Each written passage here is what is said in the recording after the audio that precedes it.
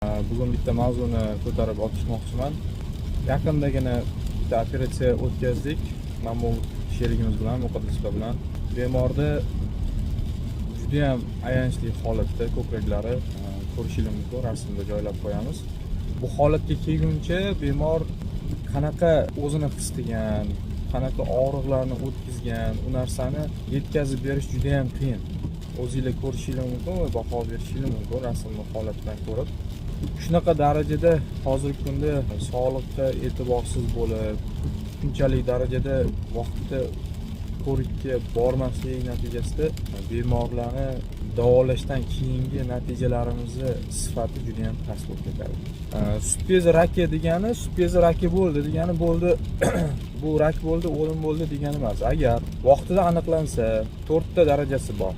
Agar birinchi, ikkinchi etapda, даже 3-etapda vaqtida aniqlansa, ya'ni rak boshqa organlarga metastaz bermasdan turib, boshqa organlarga ko'chib o'tmasdan turib, shu sut bezini o'zidaligida aniqlansa va to'g'ri davo qo'llab, sut bezi olib tashlansa va rekonstruksiya qilinsa kerak bo'lsa, bemor bo'ldi, qutuladi bu narsadan. Bemor kerak bo'lsa 20-30 yillab shu sut bezi rakidan keyin yashab yurgan bemorlar bor. Shunaqa davo to'g'ri qo'llangandan keyin.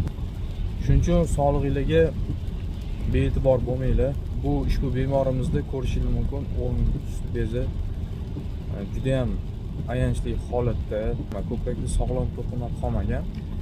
Hamma bu to'qimani olib, o'rnini defekt juda ham katta.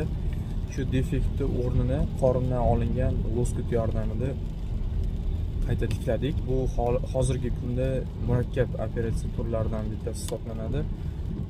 Qorindan olingan loskut bemor o'zidan olinadi va ko'krakni nafaqat formasini qayta tiklash uchun, balki shunaqa og'ir holatlarda defektni yopish uchun yordam beradigan to'qima hisoblanadi.